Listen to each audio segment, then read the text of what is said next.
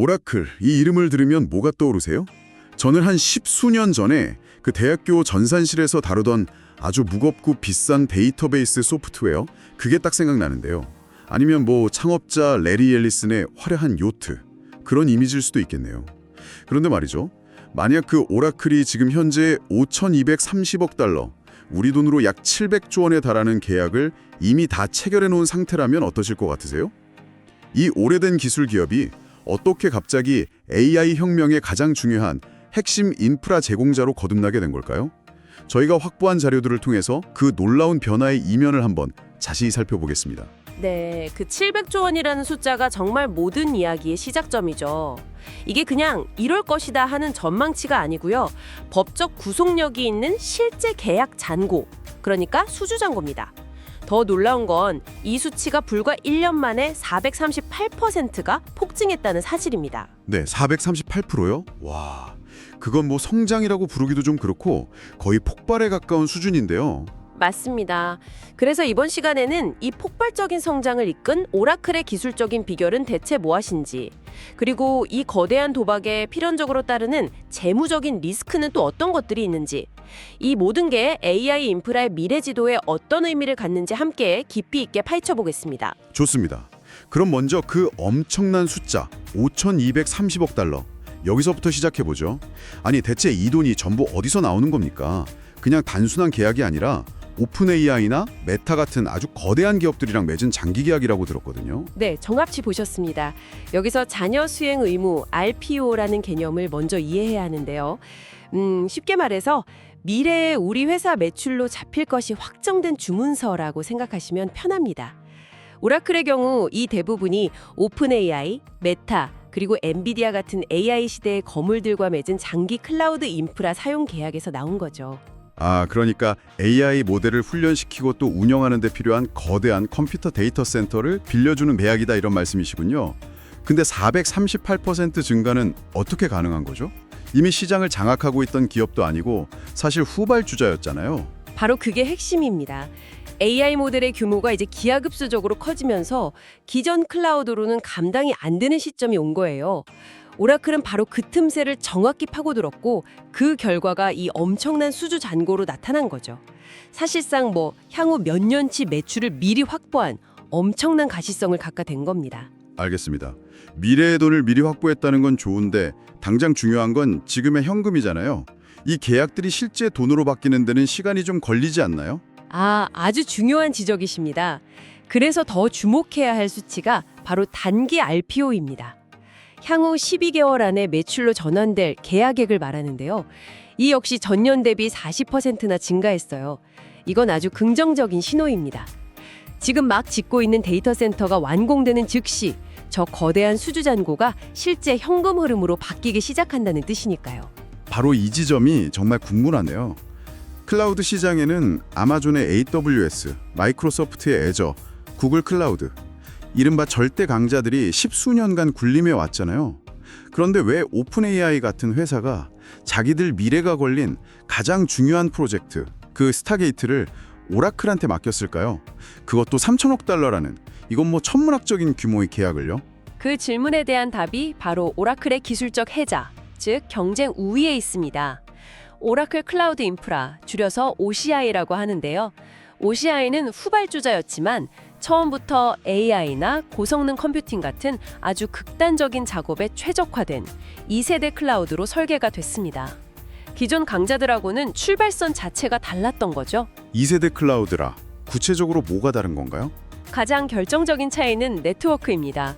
OCI는 RDMA라는 기술을 기반으로 설계됐어요. RDMA요? 네, CPU를 거치지 않고 서버 메모리끼리 직접 데이터를 초고속으로 전송하는 기술이죠. 잠깐만요.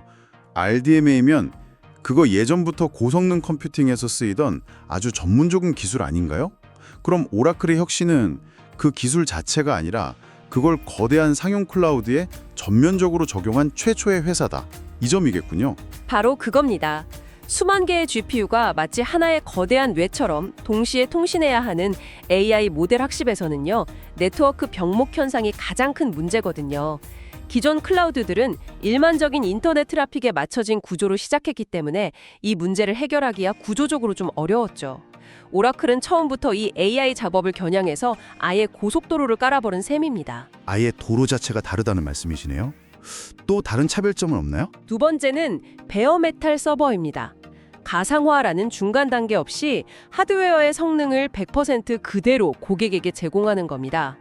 0.1%의 성능 손실도 아까운 AI 연산에서는 이 작은 차이가 결과적으로 엄청난 시간과 비용 절감으로 이어지거든요. 마지막으로 가격도 빼놓을 수 없겠네요. 자료를 보니까 경쟁사보다 GPU 사용료가 저렴하고 특히 데이터 전송료라고 하죠. 그게 거의 없다는 점이 눈에 띄네요. 네, 맞습니다. AI 기업들은 학습이 끝난 모델이나 데이터를 외부로 옮기는 경우가 많은데 그때마다 기존 클라우드 회사들은 막대한 전송료를 부과했어요. 그래서 데이터 인질이라는 말까지 나올 정도였죠. 오라클은 이 비용을 거의 받지 않음으로써 AI 기업들의 가장 큰 불만을 해결해 준 겁니다. 이 세 가지 기술적 우위가 결합되면서 오픈 AI 같은 거물들로 끌어들인 거죠. 말씀을 듣고 보니 텍사스 에빌린에 짓고 있다는 그 데이터 센터가 모든 기술의 집약체겠네요.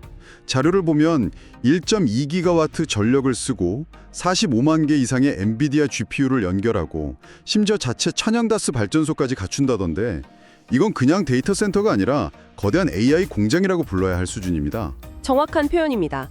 그게 바로 오픈 AI 그리고 소프트뱅크와 함께 추진하는 스타게트 프로젝트의 핵심이죠. 그리고 에빌리는 시장에 불과합니다. 뉴멕시코, 오하이오 등 미국 전역에 총 10기가와트 규모의 AI 인프라를 구축하고 있어요. 이건 뭐 일개 기업이 아니라 거의 국가적인 수준의 인프라를 건설하는 거대한 유틸리티 기업으로 변모하고 있다는 신호입니다. 알겠습니다. 그렇게 자신들만의 거대하고 독자적인 AI 공장을 짓는다는 전략은 이해가 됩니다. 그런데 저희가 본 자료 중에 이 전략하고는 정면으로 배치되는 것처럼 보이는 내용이 있더라고요. 오라클이 동시에 경쟁사인 아마존이나 마이크로소프트의 데이터 센터 안에 자사의 서비스를 심지어 하드웨어를 직접 설치하고 있다는 겁니다. 이건 어떻게 된 일이죠?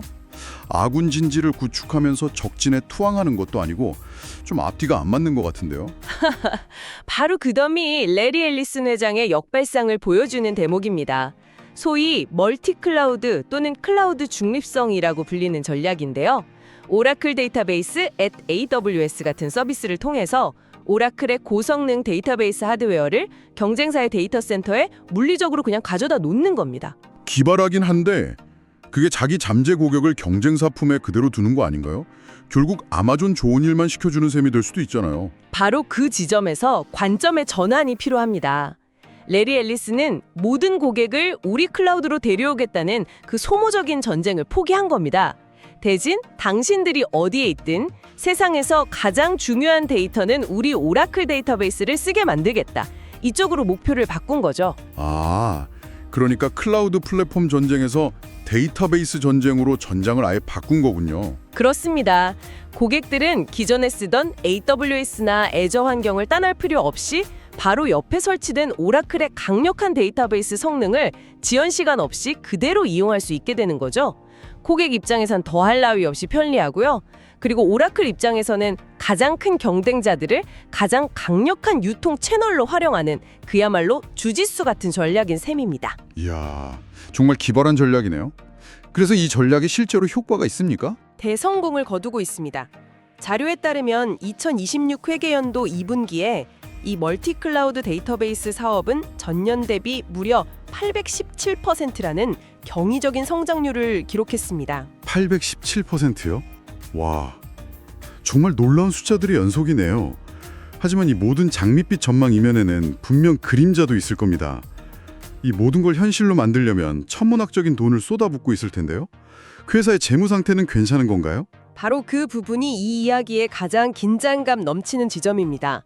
2026 회계연도에만 설비 투자, 그러니까 캐펙스로 500억 달러를 예고했습니다. 이 돈을 마련하기 위해서 빚을 내면서 총 부채는 약 1,750억 달러까지 불어났고요. 잠깐만요. 1,750억 달러면 우리 돈으로 240조 원에 가깝습니다. 이건 정말 회사의 운명을 건 도박이네요. 맞습니다. 결국 2분기 잉여 현금 흐름은 마이너스 100억 달러를 기록하면서 적자로 전환됐습니다. 미래의 수익을 위해서 현재의 현금을 엄청난 속도로 태우고 있는 거죠. 당연히 S&P나 무디스 같은 신용평가사들도 부정적 전망을 내놓고 있습니다. 더 이상 과거의 안정적인 가치주 오라클이 아닌 겁니다. 재무 리스크만 있는 건 아닐 것 같은데요. 그 700조 원의 수주 잔고도 자세히 들여다볼 필요가 있을 것 같습니다. 네, 고객 집중 리스크도 심각합니다. 앞서 말씀드린 수주 잔고의 약 58%가 오픈 AI라는 단일 고객사에 집중되어 있어요. 만약에 오픈 AI의 사업에 차질이 생기거나 혹은 그들이 전략을 바꾼다면 오라클에겐 큰 타격이 될 수밖에 없죠. 실제로 저희가 본 자료에도 최근 챗 GPT의 시장 점유율이 2025년 69%에서 2010년 1월 45%로 하락했다는 내용이 있습니다. 이건 계속 주시해야 할 부분입니다. 우리 실행 리스크도 빼놓을 수 없겠군요. 블룸버그 보도를 보니까 이 거대한 데이터 센터 건설이 노동력이나 자재 부족 때문에 2028년까지 지연될 수 있다는 내용도 있고요. 심지어 투자 비용을 축소 발표했다는 혐의로 주주 집단 소송까지 휘말렸더라고요. 그렇습니다. 약속한 인프라를 제때 구축해서 돈으로 바꾸지 못하면 그동안 쌓인 막대한 빚이 부메랑이 되어서 돌아올 수 있습니다.